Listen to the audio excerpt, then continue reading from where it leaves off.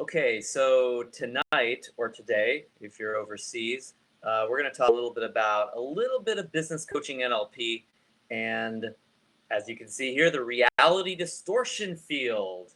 Love that term. So it's been a long couple coaching days. I just had finished my second full day of straight coaching all the way through, and big theme for for today and yesterday was what I like to call limiting beliefs. And I think that one of the things that we do when we're coaching businesses where we're not getting it is we try to just coach the mechanics of the business. Hey, Mickey, Jolu, great to see you. Thanks for coming on. And anyway, so when if somebody is working with a business or coaching a business or advising a business, even leading a business, a lot of times we get our hands dirty with the gears and the mechanics of what makes that business tick, and we forget that a big part of what makes that business work is based upon the beliefs, the current accepted reality of that organization. And so, one of the terms that I came up with when I was talking about this this week, and when I was thinking about talking to you about it, was this concept of the reality distortion field. And So this was kind of made famous by Steve Jobs. This is our caricature of Steve today. Steve had this magic ability to just talk through reality and change reality, distort reality, contort reality to his wishes, to his vision, his ideas, through what was coined as the reality distortion field. Like, I guess it was like 30 years ago when they started talking about this, right? Hey, David, great to see you. Nelson, hope Quick Start's treating you well. And we got the money, I think. So anyway, so that aside, so he had this ability to just kind of paint a new reality over the current reality and distort reality into the way he saw it. This was actually seen as a really empowering thing. This was seen as like, wow, he had this ability, this power to say, this is the way it's going to be in the future, or this is the way it really is, and actually have his team, have people around him kind of buy into that, start believing in him or his idea or the concept. And it really wasn't real at the time. It was basically what people would call lying or BS or being full of it, or just being maniacal or just being out of his mind, right? But where some people are painted as crazy because they're talking about things that aren't real, or they're believing in things that aren't real, Jobs was seen as a genius. So like the difference between genius and crazy, a lot of times is like timing, or if you're successful with it. I heard the other day, as one of the musician I was listening to, he was saying that, I thought, if you want to be a genius, there's this quote called the mad genius. And if I really, really get crazy and get mad, then genius would just magically appear. Unfortunately, it doesn't work like that. But the point I wanted to make here is that what an organization believes, what reality the organization lives into and creates, will produce a result in the organization. Hey, Dwayne. And now, by the way, that doesn't mean that if they believe things that are accurate, it's going to be good for their organization. If they believe things that are BS or distorted or somehow false, that it's going to be bad for the organization. It may. And so this is the tricky part, is like Steve was sharing all this stuff that was distorted, that was off base probably, that was maybe manipulative or lies or futures that weren't likely to happen, and yet it actually benefited his organization in some pretty wild ways. It protected the organization at times. It helped the organization to grow. These were benefits, right? However, when you're working with an organization, and when I will work with an organization and coach an organization, And part of that means coaching the whole business. And I need to understand and appreciate the mechanics of that business, for no doubt about that. And part of that also means coaching the individuals in the business, the leaders in the business, the people that work in the business as well, and the mechanics that they got to deal with, the accountabilities that they have, the things that they have to do from day to day. So, when I'm doing that, yes, I'm thinking about the mechanics, no doubt, because the mechanics have an impact. But I'm also thinking about the reality that that business lives in, the reality that the individuals in that organization are believing, the beliefs of the organization, the reality distortion field that they might be in, or the slump of reality, the negative things that they really know are true, that they're kind of stuck in. That's the current reality that they're uh, uh, indulging in, or being upset by, or being frustrated by, or being scared by. The ideas of the leaders that are trickling down through the organization, because the leaders keep saying over and over and over again, kind of like Jobs did. So like, this is what's going on. This is the reality. This is where we're going. This is what's happening, and how that's impacting the organization, the reality of the organization, the beliefs of the organization. Now, I need to understand not just what the organization believes and the beneficial beliefs, but I also need to understand, and what's distorted, but I also need to understand the limiting beliefs of that organization. I need to get, like, what are the beliefs in this organization today that are limiting that organization? And I do need to understand the limiting mechanics. I do need to understand, like, what's going on in their sales, what's going on in their marketing activity, what's happening in their production, all that kind of stuff. Like, that's great too. But a big part of the cause of why things may not be going so well with the mechanics, or a big part of the limitations to mechanics, is also going to be the more subjective, the more esoteric, the more psychological aspects of the leaders and the participants, the stakeholders in that organization, the people that work in that organization, the reality or the beliefs of the organization. And some of those beliefs may limit the organization. They may be limiting to the organization. So I might call those the limiting beliefs of the organization. Okay? Limiting beliefs for short. So now, as coaches, we always think about limiting beliefs with our clients. I mean, if you're a coach, chances are you realize it's like, okay, I want to know how the world occurs to my client. I want to know what their beliefs are about a particular area. And I want to know how those beliefs might be limiting that individual or that client, so I can help them turn that around. I can help them get past or break through those limitations of limiting fears, ideas, beliefs, attitudes, mindsets, etc. Ultimately, they're usually based in, and they're kind of they're organized by beliefs. Beliefs are like the orchestrator or the conductor of the orchestra of someone's mind. But it also impacts an organization as well. So when we're thinking about limiting beliefs in an organization, of course you can go to the individuals and ask them, what are your beliefs? What do you believe about this organization? What do you think is limiting this organization? And you might get some ideas.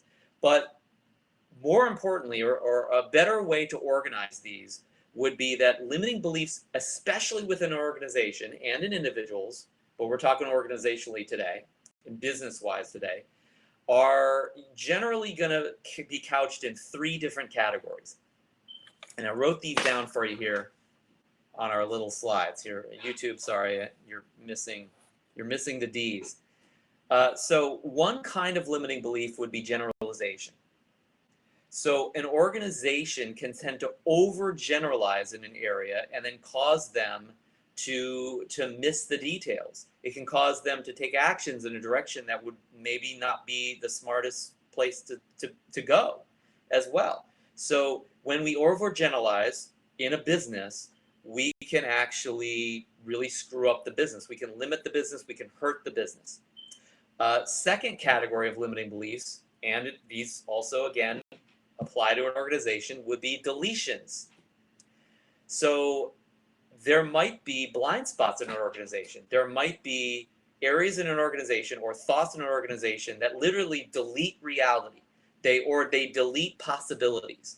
They say, well, that's not possible, or that doesn't exist, or they're somehow deleting something. They're not seeing. It's like they've got blinders on, right? And so they miss out on a lot of resources or resourcefulness within themselves, within their organization, around them in the marketplace. And also it can cause them to be limited in their business ultimately.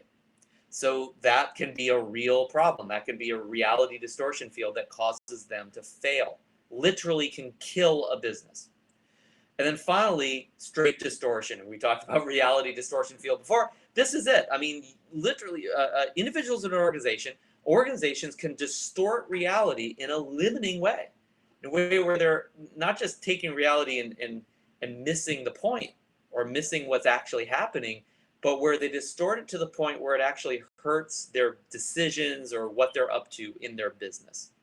So these are the three areas. So you want to be looking at, as you're working with a business, just like I did this week, what are the generalizations in this business? What are the deletions in this business? What are the distortions in this business? What's distorted? What are the limiting beliefs of the business? These would be the questions I would want to be asking. Hey, Kathy. And in addition to that, I want to ask, if I'm coaching an individual in the business or the leaders in the business, I want to ask, what are their limiting generalizations in this in this organization? What do they think inside their own head that's an overgeneralization of reality? What are they deleting and missing? And what are they distorting? What are they personally distorting that could actually create a problem for that organization? So now look, as coaches, we're going to ask hopefully you already asked this question, even if you're not asking it externally with your client or overtly with your client. What are the limiting beliefs here? What are the limiting paradigms? The limiting way that the world or the business or the market occurs to that individual. But these are more specific lines of organization and questioning that you can follow that could also help you flesh out other possible limiting areas or limiting beliefs that maybe your client's never even going to reveal to you, or you might not even ask for simply because you weren't looking for it. So think about not just what are the limiting beliefs here, but what are the limiting generalizations? What are the generalizations? What are the deletions? And what are the distortions that are going on in this client, in this business, in the team, etc.? That's what you're looking for. So really think about it like 4 different questions. What are the limiting beliefs? What are the generalizations? What are the deletions? And what are the distortions that are happening in the business, in the individual, in the team? And especially if you're working with a leader, this is even more, I mean, people say in business, the fish stinks from the head down. It's like, it's not just the leader is creating problems in the organization by their actions. They're also creating issues and limitations in the organizations by their beliefs, because their beliefs they're just perpetuated through the team. They're trickling down through the organization because what they say goes, and what they say is going to reverberate. It's going to echo through that entire organization. So really, you want to take a look at the business owner or the business leader and what their limiting issues are. Their limiting beliefs, generalizations, deletions, and distortions as well. So hopefully this makes sense. Now, let me give you some examples from a session that I had a couple weeks ago. I actually shared this on another stream, but I had to revisit because it's perfect. It's a perfect fit for what we're talking about right here when it comes to limiting beliefs. So I asked a client of mine, and this individual is a key team member, executive team member on an organization that I coach. And I asked him, what are the limiting beliefs in this organization? What are the overgeneralizations? What are the distortions? I didn't cover all of these, but I just kind of primed him to share. And he gave me a list of 7 limiting beliefs in the organization. He said, limiting belief number 1 is grow or die. It's like we have to grow. It's like you can't just consolidate. You can't plan for the future. You can't stay flat for a while and prepare for growth. You can never pause. You have to grow, grow, grow, grow, grow. And of course, we know a lot of organizations, they go through a period of grow, grow, gone, where they outstrip their resources. They grow so fast that they can't afford their own growth. By the way, this is one of the things that's happening with this organization right now. And so although that might be a helpful belief, a reality reality distortion that you could create to grow the organization for a short period of time, it might be limiting at some points. So grow or die probably is an overgeneralization. Like businesses need to grow, but grow or die, you always have to grow. That's probably an overgeneralization for that business. And there might be times where they need to pause. Uh, Next limiting belief: sales solves everything. Now, talking about a generalization, right? So sales solves everything. Easily a generalization, and probably a deletion as well. They're deleting all the other solutions other than sales. It's like, here's all these problems in our organization. Just sell more. Let's not solve that in any other way. Just make more sales. Sales solves everything, right? Generalization and a deletion of all the other possible solutions that could be present for that organization. It might be even more important than sales.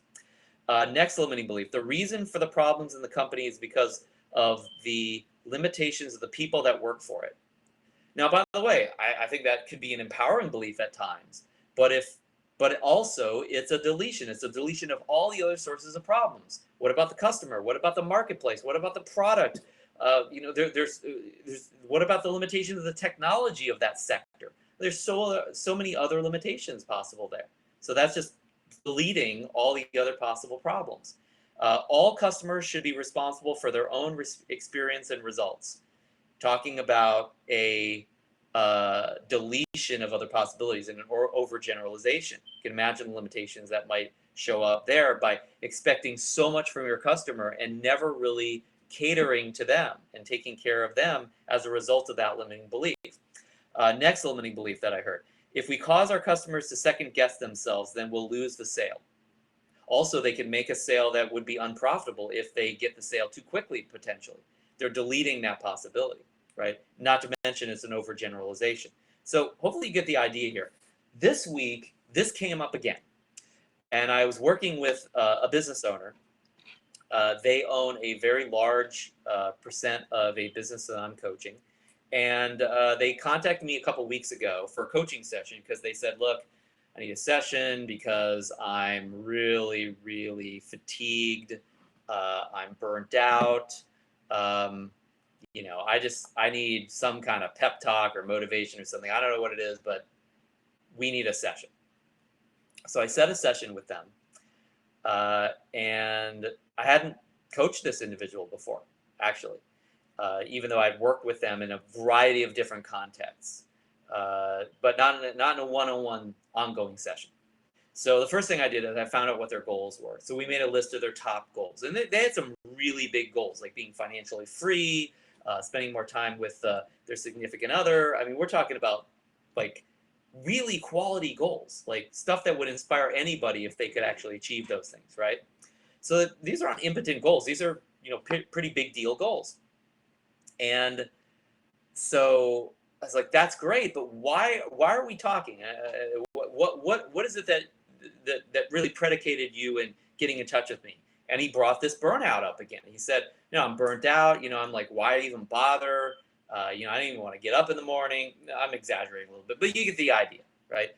And so I said, what's interesting is, based upon these goals, I would bet that even if we forgot about how burnt out you are, if all we did was actually help you to make progress towards these goals, it would probably make a difference with your burnout as well. And he said, okay, that makes sense. I mean, I can appreciate that, but I still want to talk about this issue. I still want to talk about this, not being motivated and just feeling like, why even bother? So I said, okay, great. We'll forget about the goals for now. We'll come back to those at some point. Let's work on like why you're burnt out. So I asked him, it's like, what's going on there? What do you think it is? And he covered a lot of things, and just I don't want to get into too much detail for confidentiality's sake, but the bottom line was that he felt like, number one, he had to go to work each day. It was like he was forced to do what he was doing. And he also felt like what he did wasn't going to matter anyway. Like it wasn't going to make a difference, and there was going to be no end in sight, and it was going to repeat forever. Now, these were his beliefs, right? I understand, like consciously, he probably knew better, but that was what it came down to in terms of his attitude. It's like, I have to do this. I'm a slave to my business. It's never going to help. I make no difference. I'm going to do this for the rest of my life. It's never going to end. And it's like, I'm all stressed out about it, was basically his attitude about it. Okay, so just imagine the generalizations, deletions, the distortions that he was going through at that point, and why. I mean, like, no wonder you'd be burnt out if you think what you do makes no difference, or you have to do it, and you're a slave to it, or you're going to do this forever, and it's the repetitiousness. Like, I'm just doing it and doing it and doing it and never stopping. You know, uh, I mean, have you ever had that experience where it's like you feel like you're just on a treadmill? Have you ever had the experience where you feel like what you do, even though no matter how hard you're working on something, especially in a business, that it's not helping, it's not making a difference? Uh, have you ever had the experience where you feel like things are never going to change? My guess is there's a good chance that if you've worked in any kind of job for any period of time, there probably were times where you felt that way. I know I've felt that way before. And now, is it true? Probably not, but it just feels that way in the moment, right? We're distorting reality. We're deleting all the other possibilities. Yeah, Kathy. I mean, that's what I'm talking about. It's like we've all had most of these experiences, and we know how burnt out that makes us feel. Even though that there's no such thing as burnout, and we're not a match that burnt out. We're not a candle that's at the end of the wick. We're human beings that have tremendous energy stores that probably could go on and on and on, way, way farther than we are currently at in our life or in our business. And we just don't realize it, or we don't feel that way. So we start to describe our life or our business in a way like that, like there's some limitation on what we can give. And the reason we would do that is because it's a great excuse. It's like when you just say, I can't help it, I'm just burnt out. It's like there's nothing you can do about it. It's like you get yourself off the hook scot-free. And it allows you to kind of distract yourself from the feeling of being helpless or hopeless or bored or tired, and the things that all of us face at times, especially when we have limiting beliefs that are stopping us in our business, right? So I'm just going to share with you some of the limiting beliefs that he shared, and I just mentioned some of these in passing, but I wanted to qualify these as like give you some examples of generalizations, to give you some examples of deletions and then distortions as well that literally we found today talking about this in this session that I had with this client. So here is an example of a generalization that this client had. The cash crunch, and they're going through cash crunch right now, it's going to kill me and kill the business. And by the way, the reason why he had this generalization is because he had run a business in the past where they lost money in the end, and they barely got out of the business intact. They almost, it was almost a financial obliteration for them. But they worked a way to get through it and sell the business where they didn't lose very much money. But ultimately, their business got in a cash crunch where they didn't have the finances to continue that business. They grew to the point where they ultimately were dying, right? And so he took that experience and generalized that anytime we're in a cash crunch, the business is just going to die. And although he did not use these words, this was basically the feeling that he was coming through the day with as he faced that. And he was responsible for the cash crunch, for dealing with it, for handling the financing, right? And so as opposed to seeing all the possibilities there, it was like, we're in a cash crunch, we're going to die.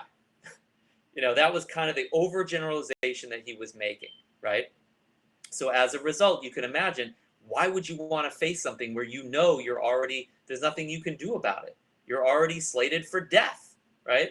So there's a generalization for you. You can imagine the limitation that generalization created. Here's another one. Sorry, YouTube, I'll push this back into your screen.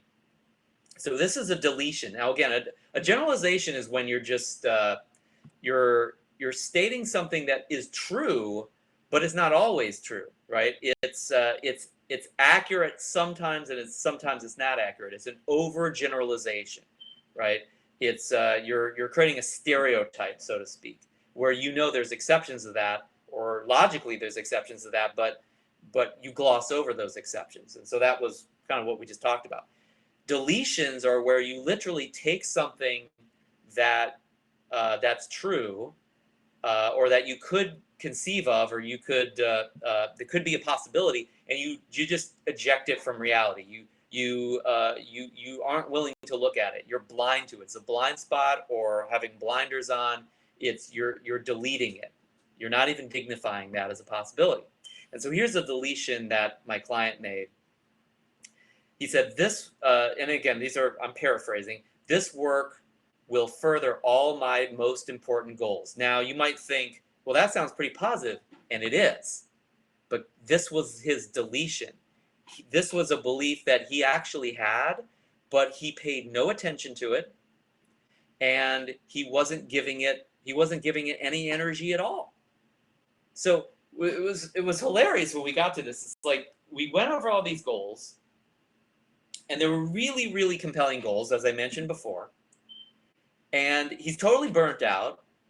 And then he said at the end of the session, you know what? I just realized that, if I just do what I'm doing at work right now that I really am trying to avoid, that actually is probably the fastest way I could get on the road to or accelerate my progress towards financial freedom and having more time with my girlfriend and just everything else that I want in life right now that I'm not yet getting. It's like all of a sudden the very thing that was killing him, he deleted the very belief that would have given him the impetus to say, this is the key to me growing to the next level. But he deleted that, so he was burnt out. So that's a really dangerous deletion for that individual and in their business as well, because they're a business leader.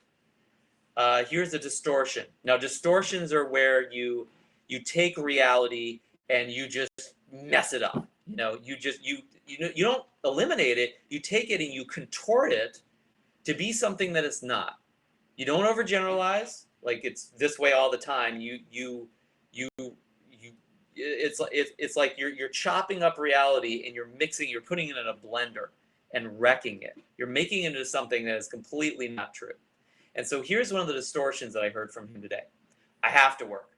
And by the way, he used this language several times during the session. He said, I have to do this, I have to work on this financing, I have to work on this and this and this.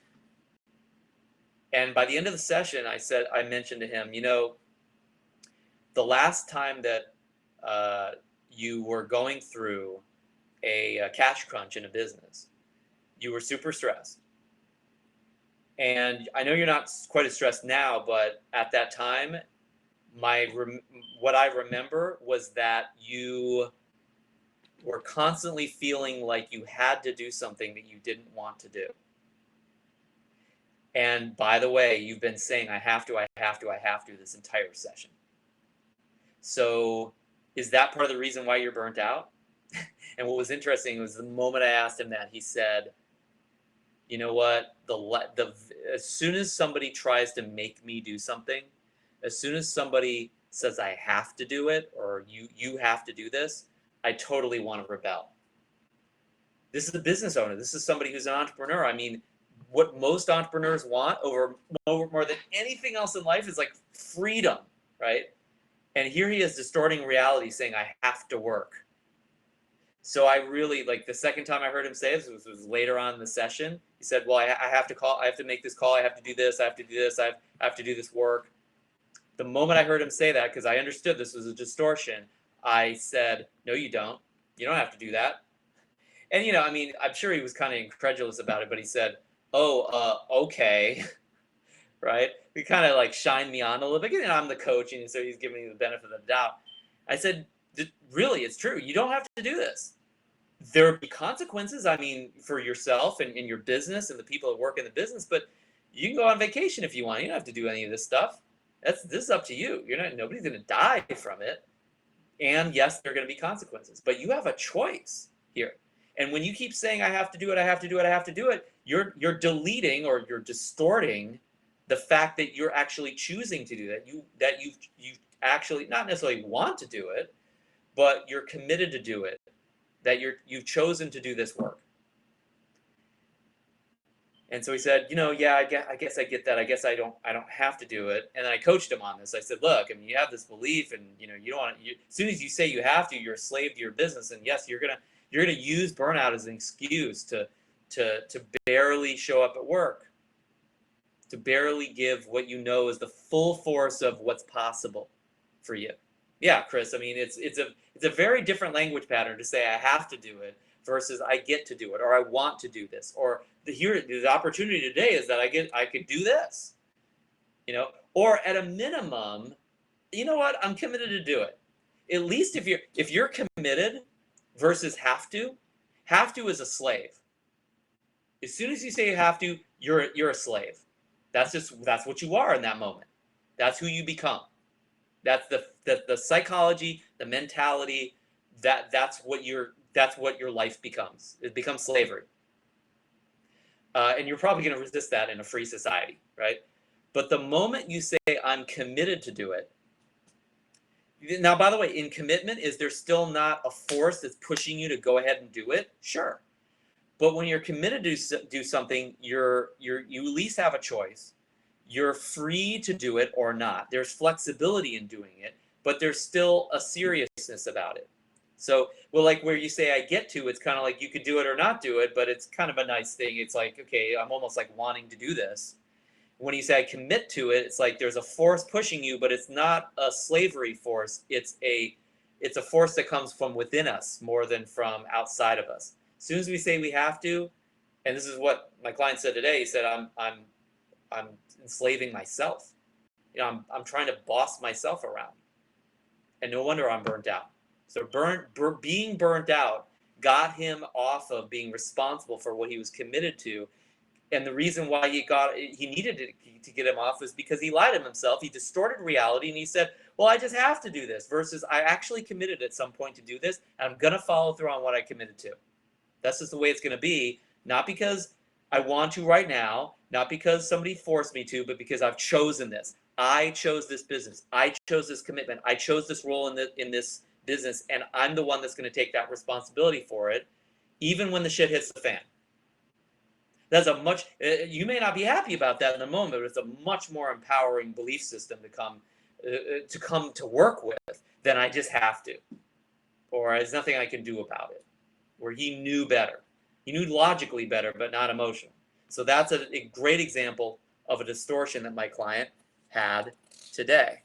And then the final distortion, and this one was interesting because I asked him, we were kind of doing some hypotheticals there. I said, just for hypothetical, if you didn't have to do any work in this business and you could take a month or two vacation, like what would you do then? Would you come back to the business? Would you just never come back and not work at all? Like what would you do? Because again, it was kind of like the issue was about his choice in the business, whether he could work or whether he was, he was having to work or what. So I asked him, I was like, if you didn't have to do the work, what would you do? After satiating the vacation instinct and being lazy as you want for a certain period of time. And he said, you know what? I at first I'm thinking I'd probably come back to the business at some point, but frankly, I probably wouldn't want to come back to this business because I think, and here's the belief, here's the distortion, there are better businesses out there for what I want out of the business. And we discussed it, and not to get to every single detail about that discussion, but at the end of that conversation, we realized, and let me go back to this deletion, that the truth was that business was the best vehicle for him to actually further his goals. It was the best way for him to get what he actually wanted. So this was a total distortion of reality. And although there probably are businesses that could be better in some ways, he distorted that reality by thinking the grass is greener, the grass is greener, the grass is greener. And he wasn't willing to, like Gary Vaynerchuk would say, like to die on his own sword. He wanted to okay, well, if I could just do some other business that is probably easier money, it's easier to get me where I want to go. But that was, again, it was a distortion. Was it something that was worthy of considering? Maybe, right? But in the conversation, he was using it as a way to just not even want to be there because he didn't want to face what he was facing in the business and his role and his responsibility as well. So that's what there is to look at here. We sometimes forget that we choose to do what we do. Yeah, Nelson, it's like you made the choice. It's like if you made the choice, just take responsibility. Taking responsibility doesn't mean you have to do anything. Being responsible doesn't mean you're a slave. Being responsible means you respond to reality. So if you chose to do it in the past and you're like, I'm choosing not to now, great. Let yourself know. Let your business associates know. Let everybody know who's going to be impacted by that. Get it handled, clean it up, and move on, right? So anyway, the 3 questions or the 4 questions I would ask if I'm working with an organization. And my coaching for you, if you're coaching an organization or coaching a leader or an executive in an organization, or if you are an executive or you are a leader or an influencer to an organization, even if you're just trying to make a sale, when you're working with that organization, you want to ask, 1, what are the limiting beliefs in this organization? And that's the most general question that you would ask, because you could just have that as a catch-all to just get a check-in of what's driving this organization right now and what could be limiting it. And again, that's the same thing with the executives or the business people in the organization or the sales team. It's like, what are their limiting beliefs that are limiting them in their ability to produce results in that organization? Second question, what are the overgeneralizations in this organization? What's generalized here? They could be empowering generalizations at times, but what are also possible limitations that could come from those generalizations as well? Third question, what are the deletions in the organization? What are people ignoring, not even looking at? What are they blind to? What are the blind spots in the organization? Is this organization all about sales, and they're deleting the administration side or deleting the fulfillment side or deleting even the marketing side? What are the blind spots that are happening? Okay.